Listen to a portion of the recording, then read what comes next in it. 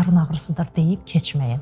Bəzi qarın ağrıları vardır ki, siz o zaman mütləq təcili tibbi yardıma müraciət etməlisiniz. Gəlin onları sadalayaq. Qəfil başlayan qarın sancısı, bıçaq sancırmış kimi bir ağrı hiss edirsinizsə, ağrı şiddətli şəkildə artırsa, bu zaman təcili olaraq tibbi yardıma müraciət etməlisiniz.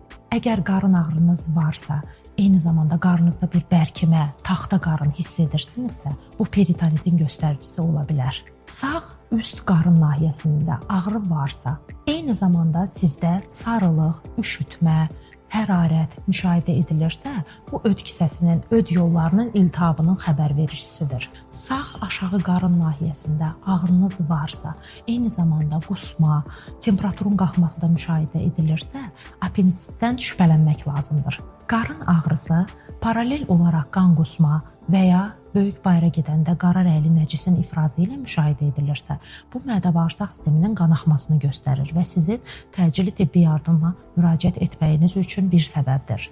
Qarın ağrısı eyni zamanda qusma və qaz və nəcis xaric olmaması ilə müşahidə edilirsə, bu bağırsaq keçməməzliyinin göstəricisi ola bilər.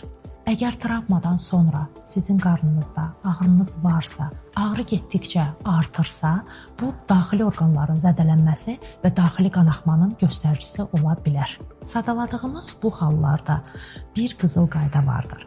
Əgər qarın ağrısı varsa, getdikcə şiddətlənirsə, yerini dəyişirsə, gözləmək olmaz.